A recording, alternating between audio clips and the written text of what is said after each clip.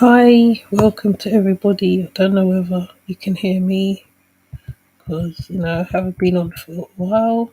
Um, I'm going to do a request for one of my subbies. I mean, she did ask me ages ago, so I'm trying to catch up on all my lives. Hi, Emil. So what I'm gonna do, and Bigo, what I'm gonna do, I'm gonna set up my screen as usual, so you can listen to this as well. Oh, see, I could set it up.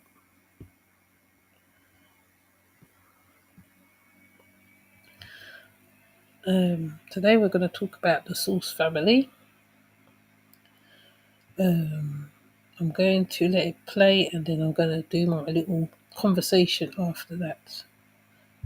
So let me just do this.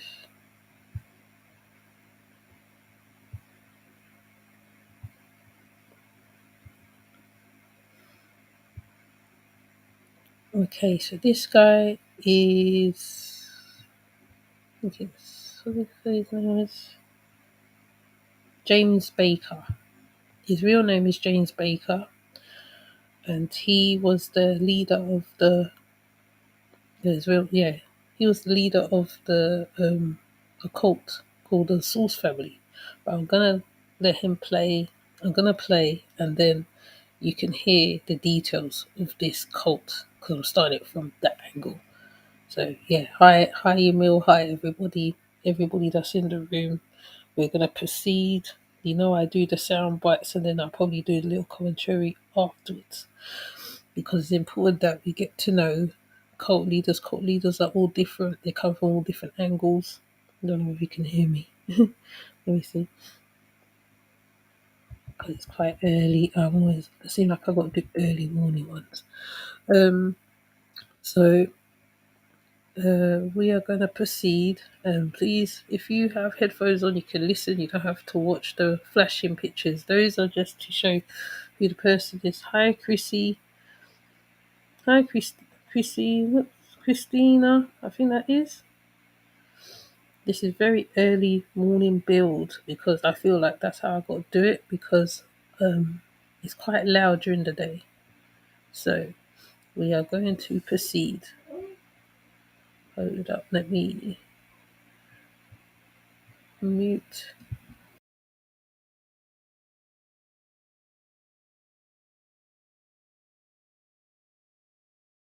All crew. Below Deck is dropping followers, a new age spiritual group. Whether you listen to Harry or Michael, make your best bet at BetVictor. Search online for latest offers. 18 plus, be gamble aware. Please gamble responsibly. Due to the graphic nature of this cult's crimes, listener discretion is advised.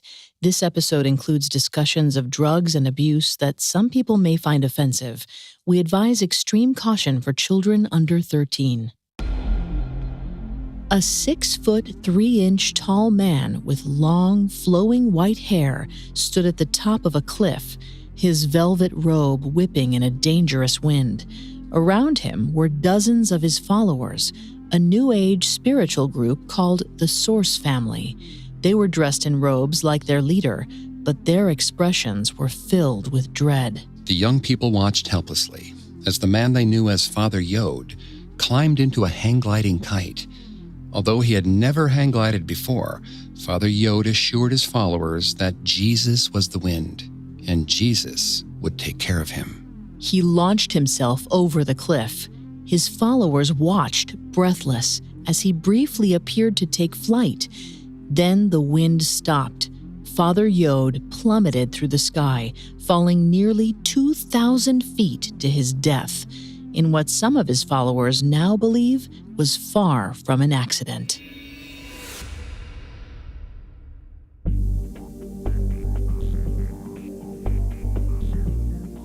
Hi, I'm Greg Polson. And I'm Vanessa Richardson. And this is Cults on the Parcast Network. Every Tuesday, we take a look at a cult's practices, their leader, and their followers. Today, we're taking a deep dive into the Source family, a new age vegetarian cult founded by Hollywood restaurant owner James Edward Baker in 1969. At Parcast, we're grateful for you, our listeners. You allow us to do what we love. Let us know how we're doing. Reach out on Facebook and Instagram at Parcast and Twitter at Parcast Network. And if you enjoyed today's episode, the best way to help us is to leave a 5-star review wherever you're listening. It really does help. We also now have merchandise. Head to parcast.com/merch for more information. You can listen to previous episodes of Cults, as well as all of Parcast's other shows, wherever you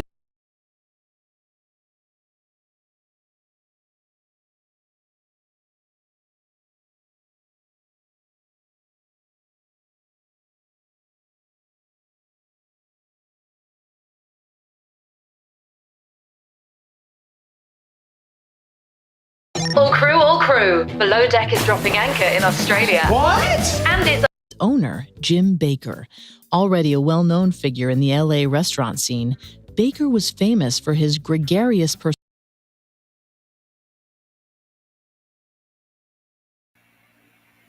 Hi everybody. Yes, I haven't been on for a while, so I forgot how to work everything. I literally have forgotten how to work everything. So we are gonna restart again. Sorry, because I'm like that, innit? So if I have to cut the beginning bit out, it's fine. But we just listen. The beginning.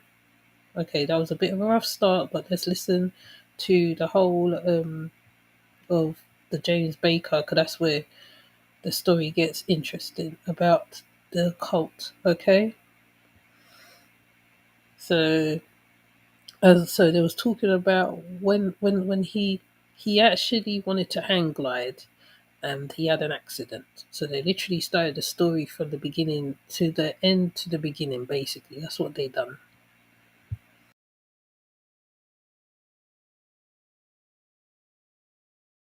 Personality, striking good looks, and intriguing shadowy past. Bakker was a member of what journalist Tom Brokaw dubbed the Great Generation.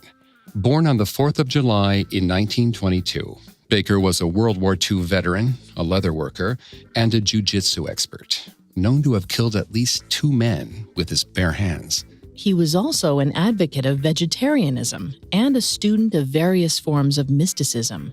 Upon meeting Kundalini yoga master Yogi Bhajan in 1969, Bakker became a Sikh and began teaching yoga and meditation classes at the Source. It was through these classes that Bakker first began to gather his following, a group of young, bright-eyed Hollywood hippies who would one day come to see him as a god. Last week, we talked about Jim Bakker, the man, his childhood, his psyche, and how his lifelong search for a father figure led him to assuming the role of an all-knowing spiritual father. Today, we'll take a closer look at the Source family and some of its members, exploring how Bakker's escapism and growing need for control took him and his followers on a madcap search for paradise that ended in a living hell.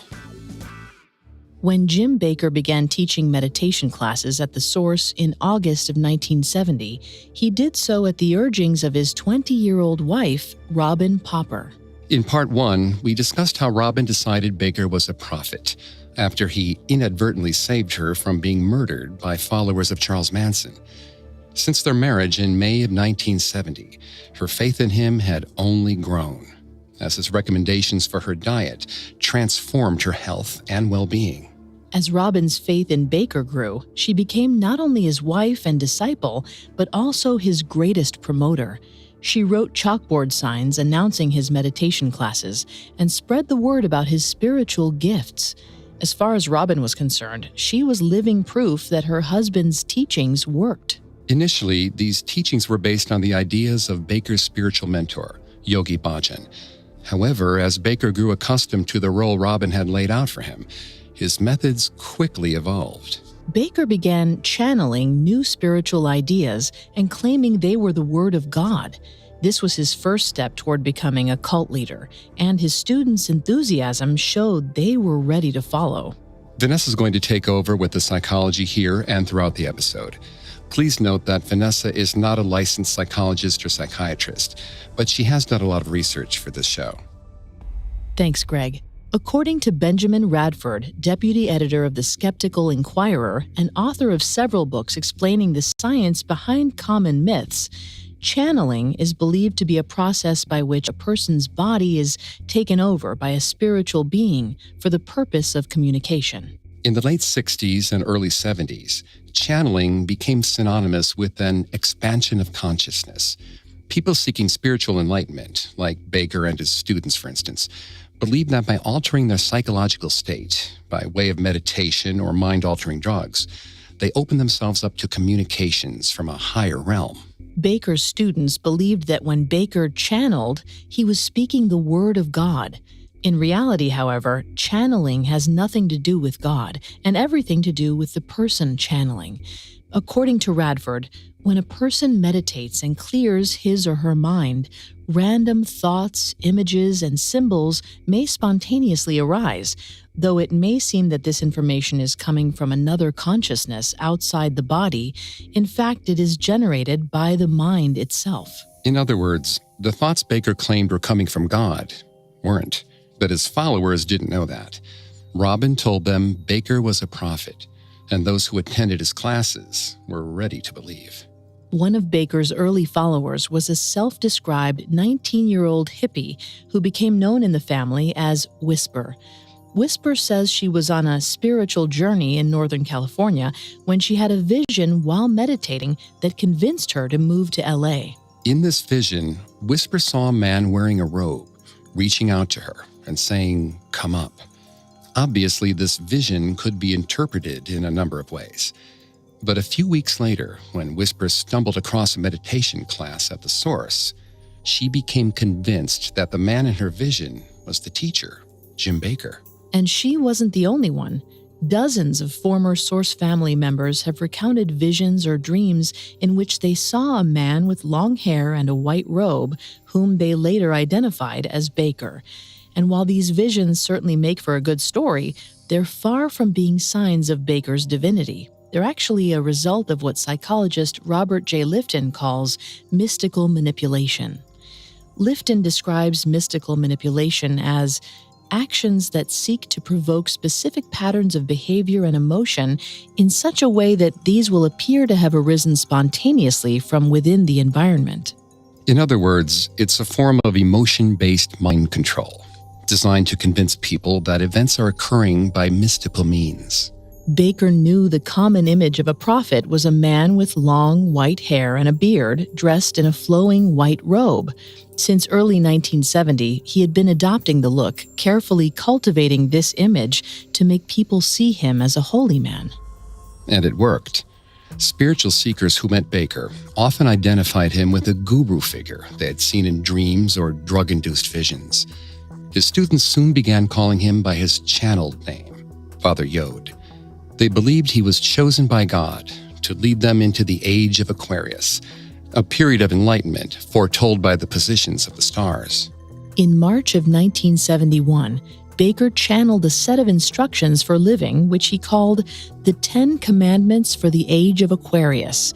This was the first test of his powers as a cult leader, and most of his followers eagerly went along with it. Just as with the original 10 Commandments, which the prophet Moses is said to have received from God on Mount Sinai in the 16th century BC, the 10 Commandments for the Age of Aquarius were a set of laws to govern the behavior of a single elite group of God's chosen people.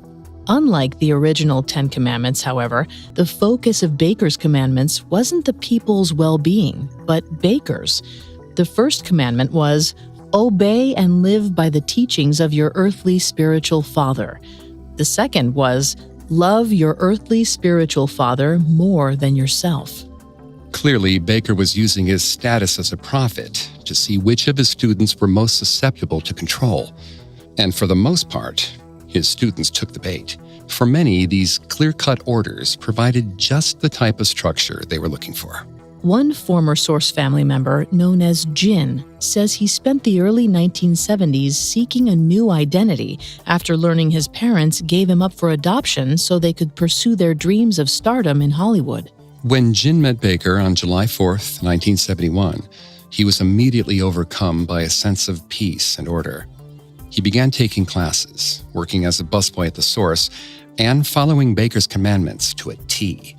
Even today, Jin credits Baker's instruction with his personal salvation.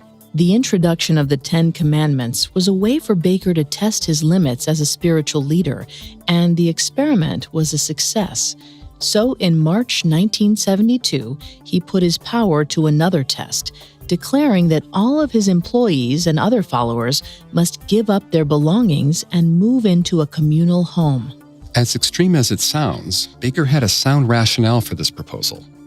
He told his followers they were putting undue strain on themselves by paying rent, but instead, they could pool their resources and get a nicer place. In reality, of course, the move was a way for Baker to consolidate his power.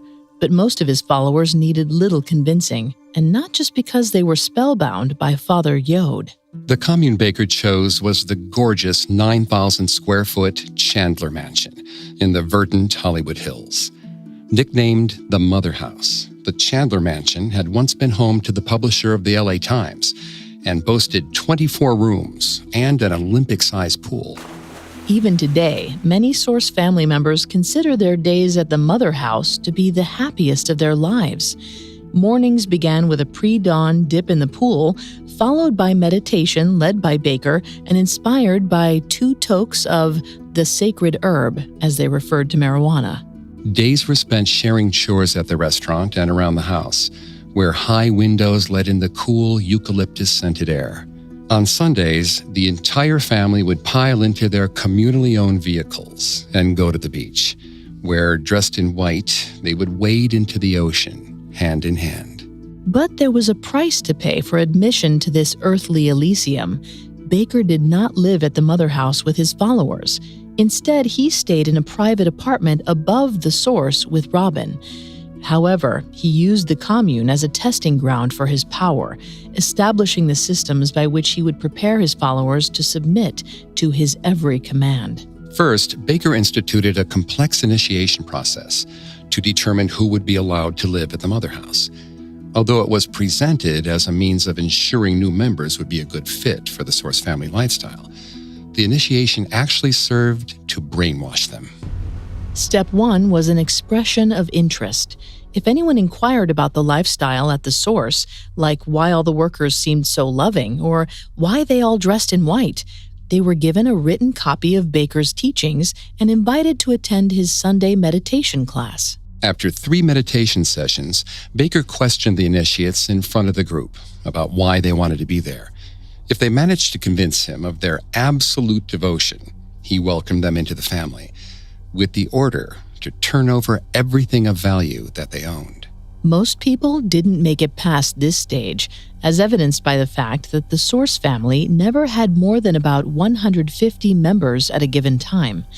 But those dedicated few who were willing to hand over everything they owned were rewarded with a beautiful home and the approval of an all-knowing Father. Or so they thought. As it turned out, the pledging process still wasn't complete. Upon moving into the Mother House, new members were given a printout of Baker's most recent teachings, which they were expected to organize in a personal binder. They were then forced to take an oath of secrecy, swearing they would never tell anyone outside the cult about what they experienced. Although this oath doesn't seem to have been strongly enforced, Baker warned initiates that if they broke it, they would never be able to forgive themselves. Finally, there was one last step. Once initiates had given up their families, lifestyles, possessions, and freedom of speech, Baker gave them new names, making them full members of the Aquarian family and stripping away the last remnants of their old identities. According to psychologist Janja Lalich, the erasure of identity is a critical step in cult initiation. She writes, "By attacking a person's innermost self, cult leaders manage to dissemble and reformulate members according to the cult's desired image. In other words, they take away you and give you back a cult personality." One new member who went through this process was Charlene Peters, a fashion model, whom Baker renamed Isis. Peters had first met Baker a few years earlier through a mutual acquaintance. When she saw the handsome, charismatic Baker at the Source in April of 1972, Peters says she immediately fell in love with him. Baker invited Peters to meditation class and gave her a copy of his book, Liberation, which contained his 10 Commandments. After reading the entire book in one sitting, Peters attended 3 meditation classes at the Mother House and decided she couldn't return to her old life. Leaving her boyfriend, her apartment, and all her belongings, Peters moved into the Mother House. On Baker's command, she became Isis Aquarian, the Source family historian. In this new role, Isis would film and take photographs of nearly every Source family event, including, years later, her beloved father Yod's death. Despite Baker's claims that this initiation process was necessary to protect the family, there was actually something more insidious at work. By giving up their identities to move into the Mother House, they were also giving up their ability to make critical decisions, even when their lives depended on it. The Source family's first brush with danger came at the Mother House in April 1972, just days after Baker invited Isis to her first meditation class. Baker, a lifelong advocate of holistic healing, had written in his 3rd commandment, "Harm not one of your body parts, either by neglect, food, drink, or knife." Initially, the family had taken this command at face value. But in 1972, when 15-year-old Heaven was found to be pregnant with 28-year-old Sunflower's child, Baker began to preach against all modern medicine. Heaven, he decreed, should have her baby at the Mother House, away from doctors, nurses, or anyone else who might question how a 15-year-old got pregnant in the first place. Heaven and Sunflower placed full trust in Father Yod. They agreed to his decision, despite the fact that no one in the family knew how to help them if things went wrong. And things very nearly did. In a moment, the delivery that nearly ended in death. Streaming exclusively on Disney+. What's going on? I'm gonna tell you, but you're gonna freak out. Fresh. This isn't happening. See the movie that critics agree is grab-your-throat entertaining. Your secure and reliable data pipeline, automatically centralizing your data to uncover Old Heaven. The birth was a grueling 22-hour ordeal. Heaven suffered excruciating pain, while the rest of the family looked on helplessly. When the baby finally emerged from her body, it wasn't breathing. The umbilical cord was wrapped around its neck. Statistically, about 1/3 of babies are born with umbilical cords wrapped around their necks, and it's typically not a life-threatening problem. But Baker's young and inexperienced followers didn't know that. They were convinced when they saw the baby come out that it was dead. And yet, they did nothing. They merely stood watching as Baker took the baby into his arms and uttered a prayer. Baker promised that if God would let the child be healthy, he would never speak anything but the word of God again. Then he unwrapped the cord from around the baby's neck. The baby started breathing. Baker's followers considered it a miracle. After less than a year as their spiritual leader, the 50-year-old Baker had them fully convinced of his divine power. Baker was many things over the course of his tumultuous life, but one thing he never aspired to be was a spiritual leader. Nevertheless, once he experienced the power of that position, the lust for it consumed him, and he began altering his beliefs and practices to protect that power and to acquire more. Like many other cult leaders before him, Baker soon found that he could gain both power and pleasure by tampering with his followers' romantic inclinations. According to Dr. Lalich, cult leaders seem to realize rather quickly, if they didn't already have it in mind, that a great source of power can be found in the sexual control of their followers. Enforcing sexual submission may be considered the final step in the objectification of the individual as cult member. Soon after their arrival at the Mother House, the objectification began. Back in 1971, when he first introduced his 10 Commandments, Baker had stated, "The man and his woman are one. Let nothing separate them." But in the fall of 1972, after a little more than 2 years of marriage to Robin, Baker's eye landed on a new woman, a 19-year-old beauty he named Makushla. At this stage in his cult career, Baker lacked the chutzpah to break his own commandment outright. So instead, he claimed to have channeled a new revelation that women should be free to choose their own sexual partners. This was a stroke of political genius. For one thing, the new policy gave female members of the Source family the impression that Baker aimed to liberate them sexually, an impression which brought him a fair amount of goodwill down the line when his policies became more misogynistic. More importantly to Baker, this channeled revelation gave him a direct license from God to begin a sexual relationship with Macushla. Robin, who had been Father Yode's loving wife and disciple since the days when he was plain old Jim Baker, was understandably devastated. At first, Robin tried arguing with Baker, reminding him of his own commandment for monogamy. Baker responded by saying she was spiritually backward and unfit for the enlightened age of Aquarius. Later, Robin stopped eating. Other members of the cult watched as she grew sick and depressed. Although many of them loved and respected Robin, Source family members were merely acting according to what she herself had told them. They believed Baker was a prophet. Now, despite the fact that many disagreed with his decision, they believed he had the God-given right to receive any woman he wanted. Sadly for Robin, Macushla was only the first. Over the next several months, Baker was chosen by a dozen other women, finally maxing out at 14 wives. Isis was among them. She claims the wives cherished their positions as Baker's women, but Robin, at least, was never happy in the Source family again. Baker's change in sexual policies signified to some that the innocent early days of the Source family were coming to an end. A few months later, this point would be driven home when the Source family was forced to leave the mother house. The Chandler Mansion was located in a highly coveted neighborhood in the lush green hills beneath the iconic Hollywood sign.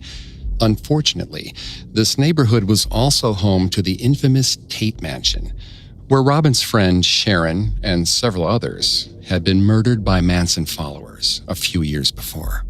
Tate's neighbors, unnerved by the sight of another cult settling in next door, began to complain about the noise, drug use, and health code violations.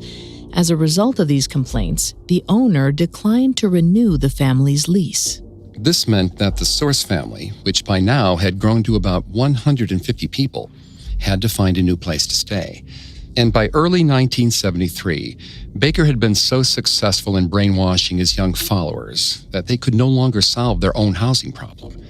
Jim Baker was the only one in the cult with the authority and wherewithal to find the family a new home. As we discussed in Part 1, Jim Baker typically responded to complex problems by running away from them, but this time he didn't cut and run. This could be because, as psychoanalyst Daniel Shaw points out in his book, Traumatic Narcissism, Relational Systems of Subjugation, as a cult leader, Baker had developed a codependent relationship with his followers. Shaw writes, quote, "The power that parents have as godlike figures to literally give life and sustain the lives of their children leaves each human being with the memory of total dependency. Cult leaders tap into and reactivate this piece of the human psyche. Followers are encouraged to become regressed and infantilized, to believe that their life depends on pleasing the cult leader." End quote. And just as much as the Source family members needed Baker, he apparently needed them. According to Shaw, the cult leader does not escape dependency. Instead, he, and also in many cases she, comes to depend on his followers to worship and adore him, to reflect his narcissistic delusion of perfection. In March of 1973, the 51-year-old Baker managed to find a second home for his followers, which they called the Father House, a 3-bedroom, 3-bathroom home in the hills near the Source restaurant. It was significantly smaller than the Mother House, a fact that would soon lead to deadly health risks. In some ways, life at the Father House went on just as it had at the Mother House. Business at the Source was still booming, and it still required a few dozen family members to run it each day. Everyone still gathered for 4 a.m. meditation and spent much of the day cleaning while seeking enlightenment. But in other ways, everything changed. Baker began channeling new beliefs constantly, with an ever-expanding emphasis on his own power. He began calling himself by the Jewish name for God, Jehovah. He taught about the Freemasons and ancient Egyptian magic. For his followers, the pursuit of enlightenment became like a whirlwind game in which no one knew the rules. Nothing captured the helter-skelter energy of this time better than the Source family band. Musicians had been drawn to the family since its early days at the restaurant. At the Father House, Baker decided to make things official. He converted the garage into a soundproof recording studio and spent $50,000, almost $300,000 today, to purchase top-of-the-line instruments for the band. Now, following their daily 4 a.m. meditation, Source family members proceeded to the garage, where they would play and hold recording sessions. Initially, the band followed a fairly organized procedure, writing and recording music. But Father Yod, or Jehovah, as he was now known, blew this process apart. After about a year of watching his followers play, Baker decided to become the lead singer. To the frustration of his fellow band members, Baker had virtually no musical talent and no sense of rhythm. He would just start banging a drum or chanting whatever words or sounds he was channeling at the moment. But when you're in a band with a man you think is God, you find a way to follow along. This resulted in the development of a new improvisational style, for which the Source family band is now famous.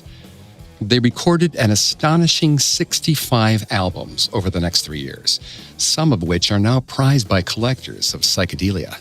Most of this renown came decades after the fact, but that didn't stop Baker from living like a rock star. He started dressing in tailored suits and having photos taken of himself with his 14 wives. With money taken in from the Source, Baker bought a $34,000 Rolls-Royce, almost $200,000 today, and began having various male followers chauffeur him and his wives to the hottest restaurants in town. For some Source family members, Baker's excesses might have been a turnoff. But according to many, the excesses were part of the fun. Envy and resentment were superseded by the excitement of being part of Jim Baker's crowd. One former member known as Omne describes the dynamic like being in a popular group at school with Jim Baker as the alpha male. Omne stated, quote, "We were the hope of the world and nobody was going to disrespect us. Nobody was going to mess with us. Father was intentionally provocative and he wanted us to be seen," end quote. Other members of the family, however, were beginning to see the dangers of living by one man's whims. And for some of them, it was already too late. In mid-1973, overcrowding at the Father House led to an outbreak of staph infection. Since Baker forbade the use of modern medicine, family members attempted to heal themselves by visualization and chanting. Unfortunately, the infection only spread. At first, this seemed like a minor annoyance, but for 2 members of the family, it soon became much more. A young woman known as Anastasia developed a staph infection in her breast while she was nursing her baby, Libra. The infection crept into Libra's lungs. Anastasia tried to adhere to Father Yod's principles and forego medical treatment. Eventually, however, she realized her baby was struggling to breathe. Anastasia was faced with the difficult choice of whether to leave Libra's life to fate or to disobey the man she had sworn to serve by seeking outside help. Fortunately for Libra, Anastasia chose the latter. She took Libra to the emergency room, where the baby's head was shaved and she was put on an IV.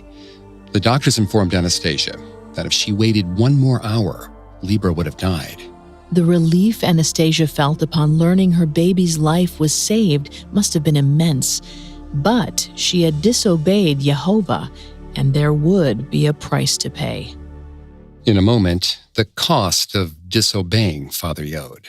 Now here's some important news from Network Rail if you're planning on taking a train over the Easter bank holiday weekend. For the days when they could choose their own sexual partners. Now, the women in the family were required to serve whatever men Baker assigned them to. They were also no longer allowed to work on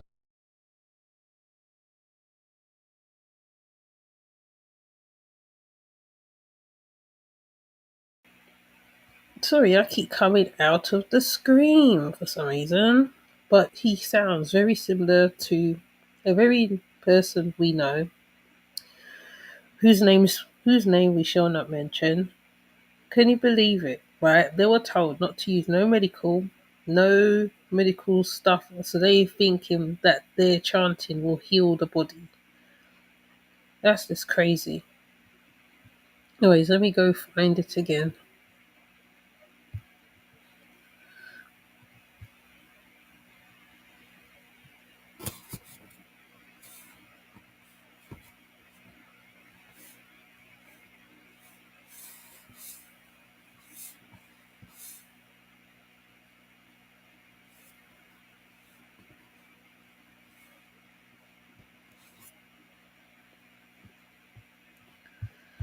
Oh dear.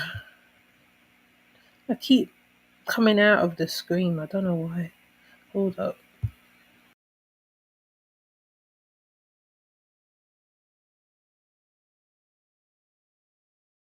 All crew. Below Deck is dropping anchor in Australia. What? And it's only on Her baby, Libra. The infection crept into Libra's lungs. Anastasia tried to adhere to Father Yode's principles and forego medical treatment. Eventually, however, she realized her baby was struggling to breathe.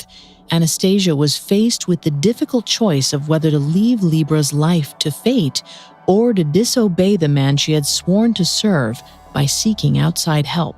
Fortunately for Libra, Anastasia chose the latter. She took Libra to the emergency room, where the baby's head was shaved and she was put on an IV. The doctors informed Anastasia that if she waited one more hour, Libra would have died. The relief Anastasia felt upon learning her baby's life was saved must have been immense. But she had disobeyed Jehovah, and there would be a price to pay. In a moment, the cost of disobeying Father Yod. Now here's some important news from Network Radio. Member Anastasia disobeyed Jehovah's command against using modern medicine to save her baby's life. In the process, she unwittingly alerted hospital workers to the abhorrent living conditions at the Father house. Sensing his position was under threat, Baker responded by tightening control. Perhaps because the trouble had been triggered by a disobedient woman, his first move was to channel a new series of policies restricting women's behavior.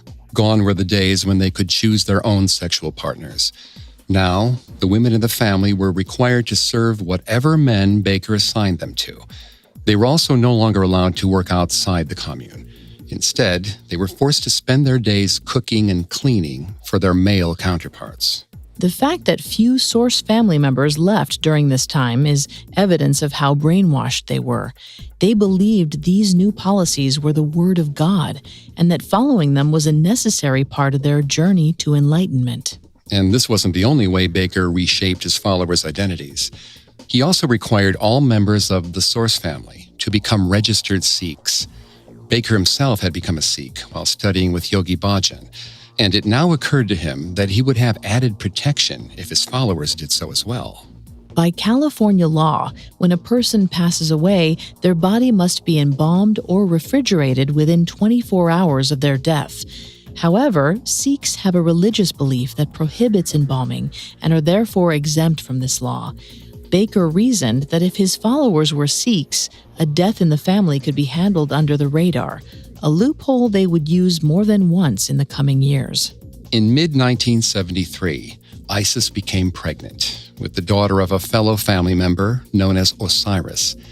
When she told Baker she was pregnant, he got upset, saying she was not meant to be a mother in this lifetime. This mysterious proclamation was probably self-serving, as Baker enjoyed Isis and her role as the family documentarian and probably disliked the idea of her being pregnant by another man.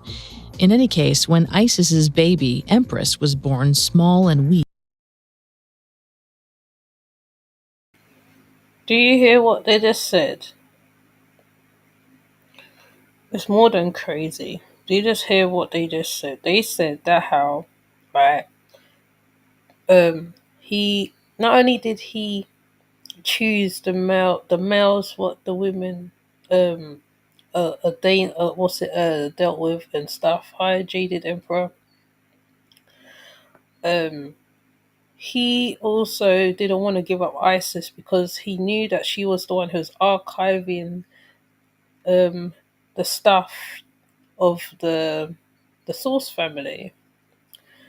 So he kept her close to him. Yes, I mean, boy, it's interesting, isn't it? It's very similar. It's so similar. It's scary. Um, Hi, Jaded. All of these names are yes, they are. They are carbonation names. That's why I've been looking at all of the cults. All of the cults, they all have a similar, like as Christina said, a blueprint. So if you listen very carefully to their stories, you hear the similarities, and you can hear where most of it's come from as well. Yes, unbelievably selfish. Yeah, he's very selfish. This guy was a selfish man. He said he was God. Another one who's saying he was God. He's Yeshua. He's this one. He's that one. He he's channeling supposedly. Um, it's just like wow. It's just I'm telling you, people can get taken in very easily. Yeah, right. They all have consistent theme, people, places, and things. Yes, it's very consistent, very, very consistent. No difference. They never step off. The leader seem as like the father of the house, you know. Um, and because I like the thing I like about this is that how they describe him as he as he grew his beard like Jesus, he grew his hair like God, and this is a representation of God. Yeah, it is delusion. But anyways, oh yes, and the next thing I noticed was the part that he told them that they can't have medical help at all. No medical help. So even though a baby nearly passed away, he still said no medical help. One lady had a problem with her breast, no medical help. But the story continues. If you know this story, you would know how it's going to end. But anyway, I'll let it play on. Isis took it as proof that Baker's prophecy had been correct. Baker told Isis that her daughter had been meant to come into the world only to take a single breath. He said Empress was clinging to life merely on the strength of Isis's love for her, implicitly encouraging Isis to let her go. Isis didn't give up on her baby, but she didn't take her to a doctor either. Empress survived a few months, looking, in Isis's words, like a skeleton. Then one morning, Isis awoke to find that Empress was dead. Even today, 45 years later, Isis believes her baby's death was fate.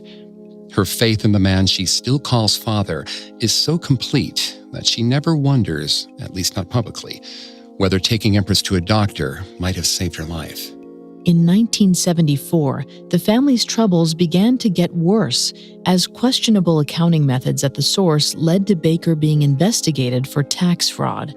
Baker had traditionally responded to problems of this nature by running away from them, but now that he was a cult leader, running was no longer an option. Baker now had a family of nearly 150 believers depending on him, and leaving them behind would mean giving up his status as cult guru. He was forced to deal with the tax problems head-on and to find an alternative means of escape, which he found in studies of the occult. Up to now, Baker's studies in spirituality had been unusually broad. He incorporated ideas into his teachings from Christianity, Judaism, Sikhism, and many others. But according to former family member Laura Guerin, during their time at the Father House, Baker's interest grew increasingly myopic. He became obsessed with the teachings of one man, British occultist Aleister Crowley. Aleister Crowley is best known today for his theories on what he called sex magic. Sex magic is the belief that certain sexual practices unlock a mystical energy with the power to affect change elsewhere in the universe. According to Guerin and several other family members, this concept became a central tenet of Baker's teachings and his commands. He started out by teaching his followers the magic of tantric sex. This is a sexual practice that aims to tap. Oh yeah, also what I wanted to address as well is that how he kept all the women to himself. Because he had over, I can't remember, they said 12 wives to him one, this old man. And the fact that he's dealing with all tantric sex, tantric magic, Freemasonry, that also is another thing because Dr. York was into certain stuff. Was it the Freemasonry? Not so much the other stuff. So it just shows that how right they get into certain stuff so they can hold the souls of the people as well. So by being all can't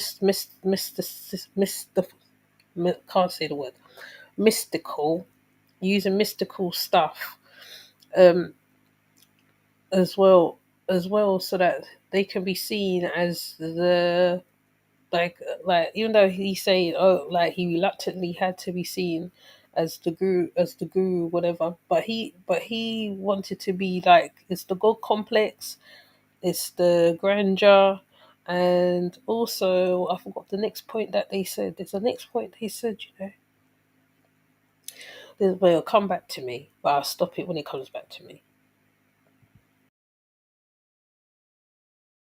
Into a more profound sexual and spiritual experience by withholding climax and emphasizing touch, eye contact, and energy. According to practitioners, tantric sex can be a powerful bonding experience, and many former Source family members say they still practice it today. But Baker's interest in sex magic didn't stop there. In late 1974, Baker introduced a ritual so unsettling that most of his followers refuse to speak of it to this day. According to Laura Guerin, the only Source family member who has dared to describe it, this ritual was called kadosh. The details of what exactly it entailed are somewhat vague due to Guerin's self-professed discomfort with the subject, but a few steps of the procedure are clear. First, women who were menstruating were forced to have sex with multiple men. This was because, according to Crowley, menstrual blood had magical powers that would lead to the highest form of enlightenment. Next comes the uncertain part. Guerin states that the women's menstrual blood was mixed with men's semen. She then writes that the ritual was referred to as a feeding, so it seems that as a part of the ritual of Kadosh, either one or both of the parties were forced to ingest a mixture of semen and menstrual fluid. As we mentioned previously, Source family members were sworn to secrecy as part of their initiation process. Yet, interestingly, Kadosh is the only aspect in Source family life in which they appear compelled to keep their vows. This may be due to a sense of shame associated with their participation in these acts of abuse. According to psychologist Beverly Engel, victims of abuse often refuse to speak about their experiences because they feel shame from being victimized.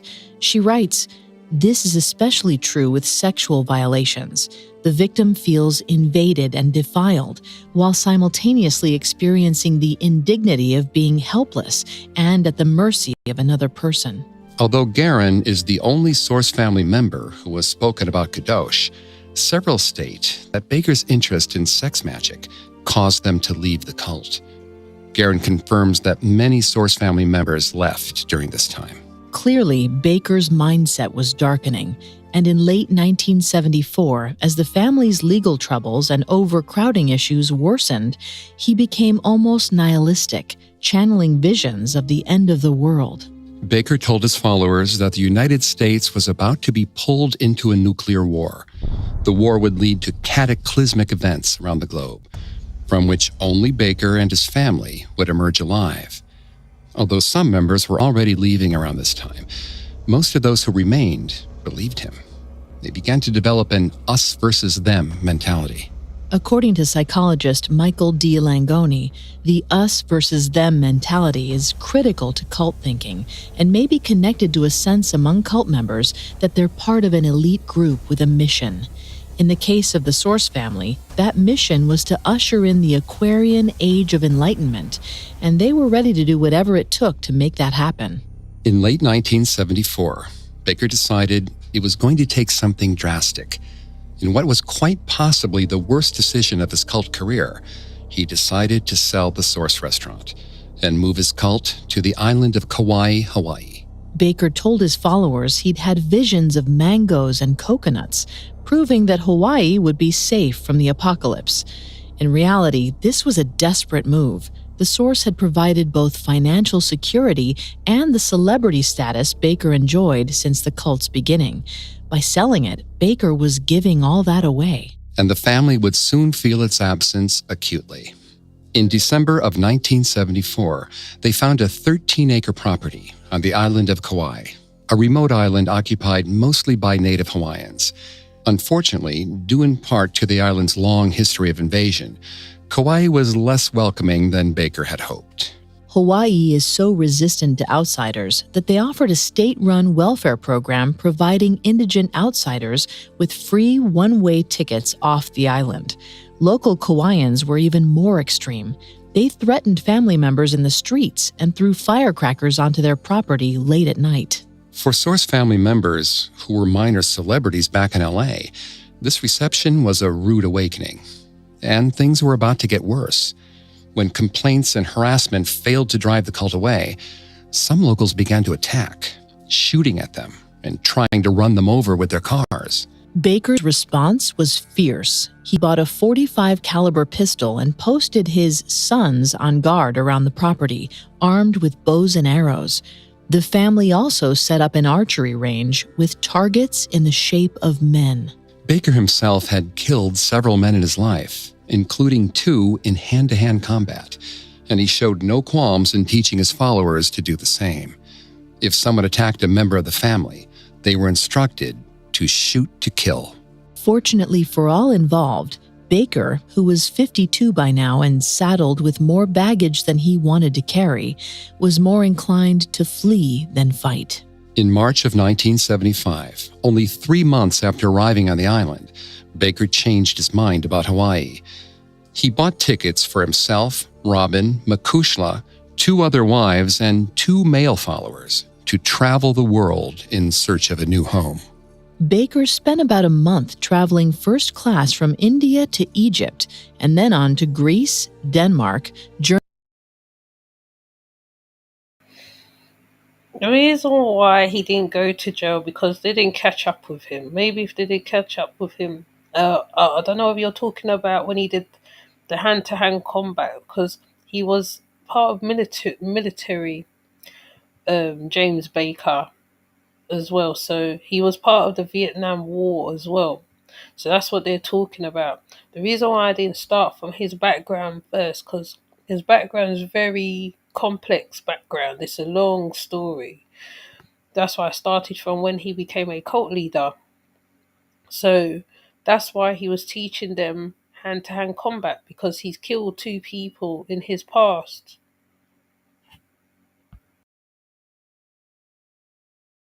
Germany, England, and Canada.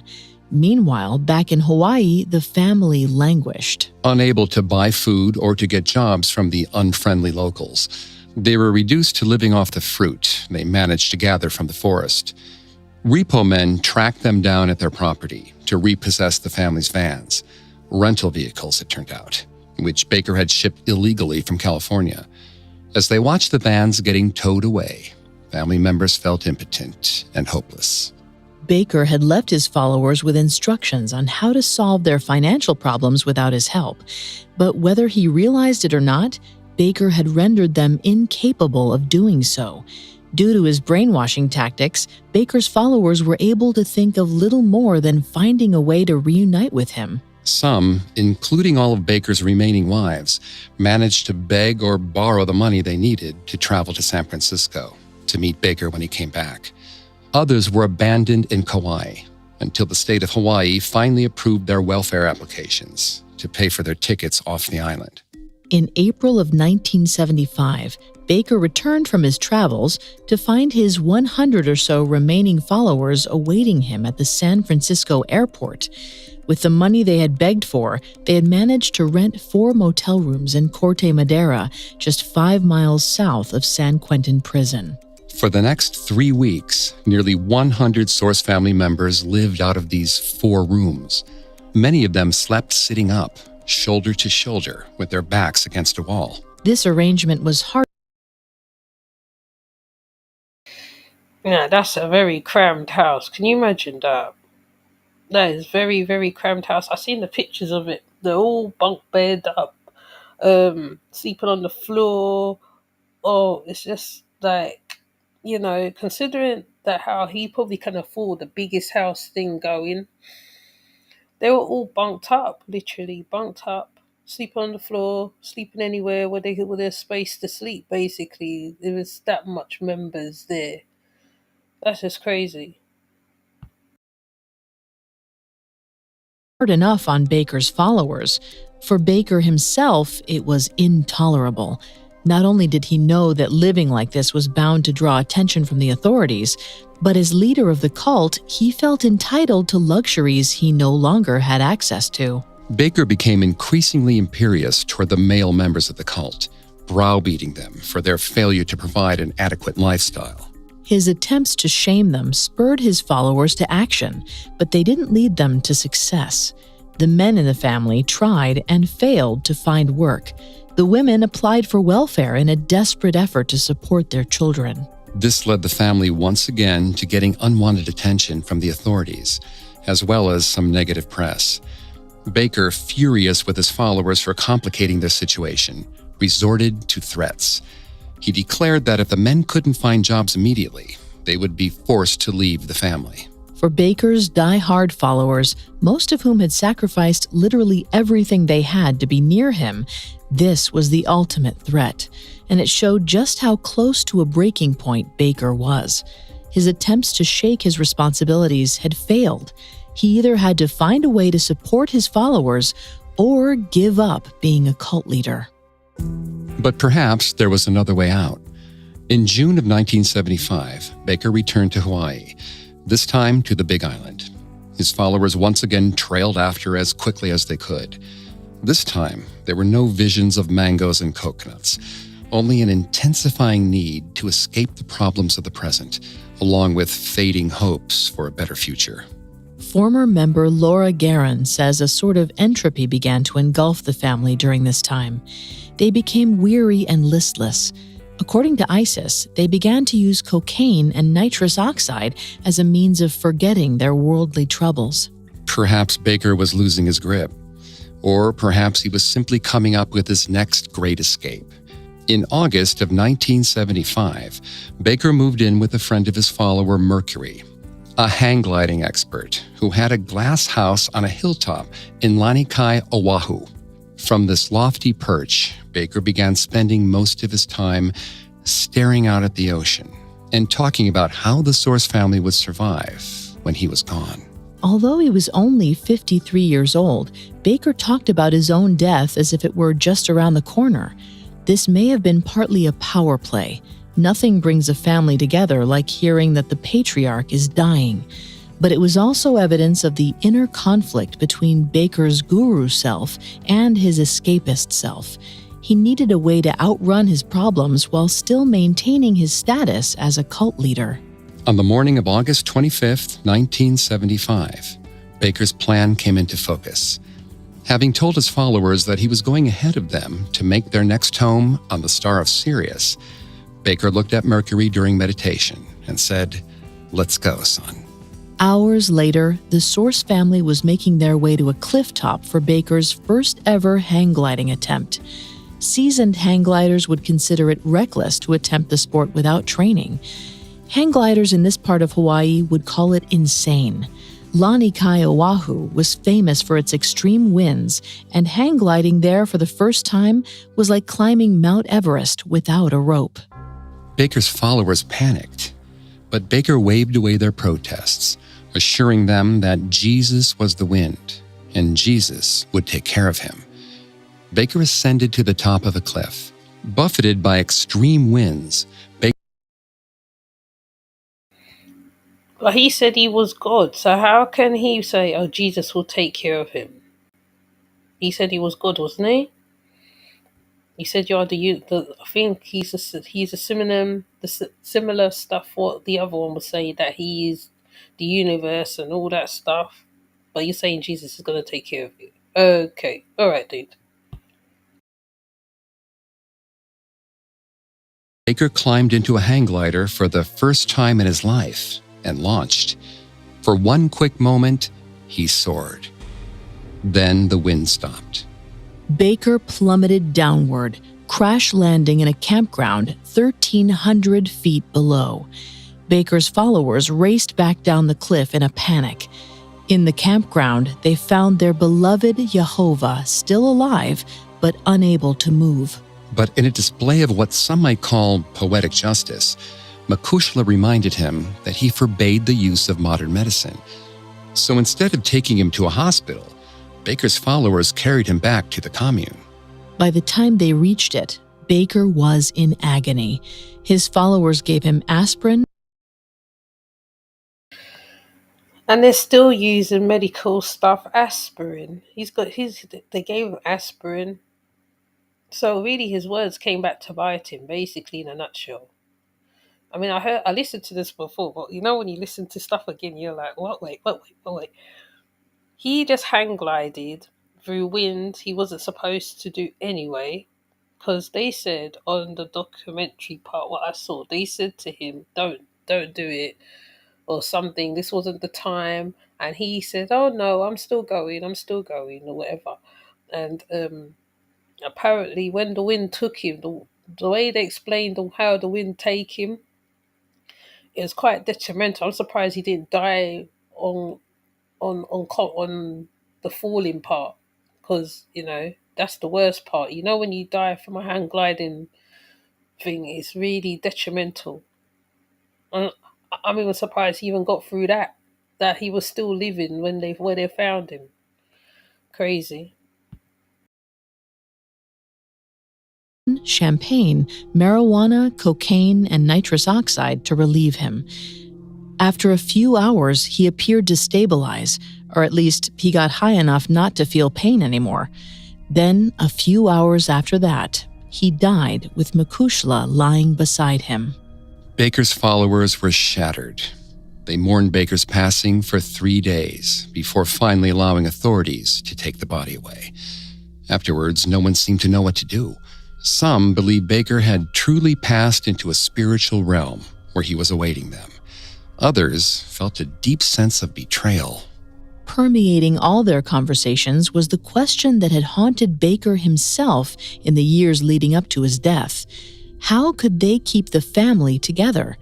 Makushla eventually provided an answer, taking over as head of the Source family. For about 2 years, she and the rest of Baker's wives upheld his legacy by keeping to his spiritual regimen. According to Garin, this included making sure that Kadosh was performed with painstaking regularity. Despite the women's best efforts, however, the cult soon went adrift. And in 1977, less than 8 years after it began, the Source family disbanded. Some former members went on to build productive lives, starting businesses based on Baker's teachings. Others turned to alternate cults for answers. Still others remained devoted to Baker and his teachings, determined not to let go. Isis Aquarian is among them. Today, she continues her work as the Source family historian and claims to speak with Baker on a regular basis. Baker tells her they still have more work to do. As far as Isis is concerned, the story of Father Yod and his psychedelic Source family has only just begun.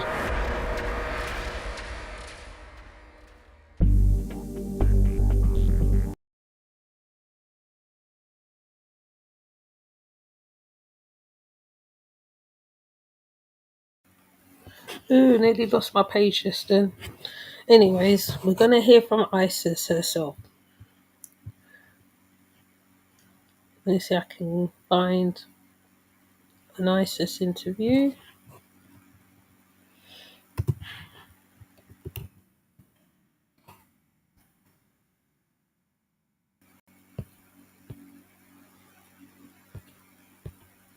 Oh, show me something else.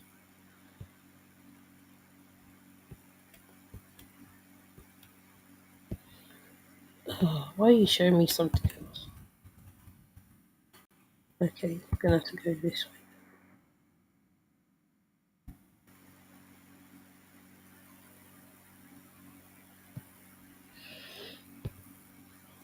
Oops. That one. Okay. Okay, nearly lost it there. Hold on. We're gonna hear from Isis. Because you know I need to hear from Isis. Where is she?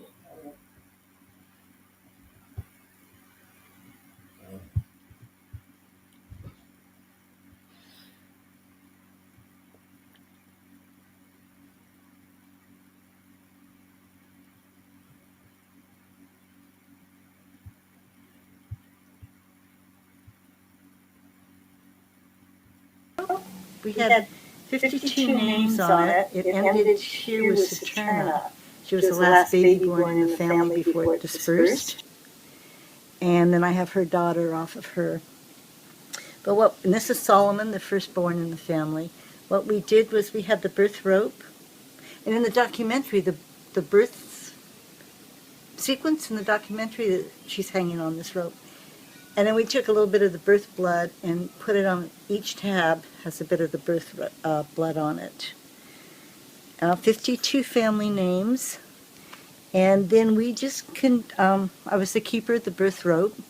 So I just continued making tabs as babies were born after the family dispersed, but they were still family women. And then started with the grandkids. And then that was that. So this is a very energetic, sacred rope here because it has blood on it. When anything ever has blood, it has an imprint. So it's almost like little samples of the DNA of each of the mothers and the babies. It is. Literally. It's residual imprint DNA. Yes, absolutely. And the birth blood is probably the most charged. So this is called the birth rope? This is the family birth rope, yeah. For the Source family. The Source family. With our children. Father taught us how to, it was amazing. We had natural home births when it was illegal. When it was illegal to have a home birth. When was it? Yes. So that was a revolutionary act back then, because it was treated almost like this elaborate sickness that women had to be admitted to the hospital for. I don't know about that, but I just know that people were not having births at home. Let me put it that way. The whole culture around pregnancy and childbirth was very different then. Yeah. So home births, breastfeeding, homeschooling, natural deaths, keeping 1 for 3.5 day vigil. We did it all. There's a mugshot of you where you were arrested here in Hawaii. For keeping Mercury's body when the authorities came to the door and we wouldn't let him in, and they kicked the door down like guerrilla commandos. And because you were handling his transition. We had his body at home. Yeah. And I stepped between them and the body to stop him. I don't know what I was thinking. I was 5'2", nothing. It was of a person. And I got thrown in the paddy wagon along with 7 other people and we were put in jail. So the natural births and the natural deaths were both illegal at that time. Yeah. Oh yeah, you keep a body at home, even today. Yeah. You just don't keep a body at home. Yeah. But it's yeah. Okay.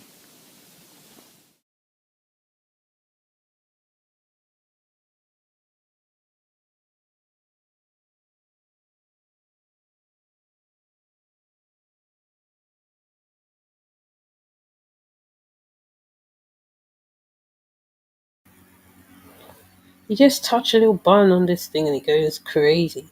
Yeah, so as you see, she's carried on the Source family traditions.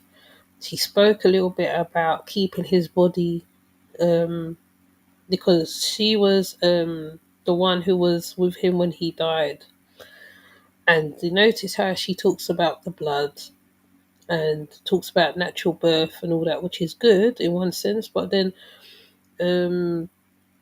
yeah, just the part with the body was a bit interesting. I don't know if I can get another one of them, of the followers, because a few of them left.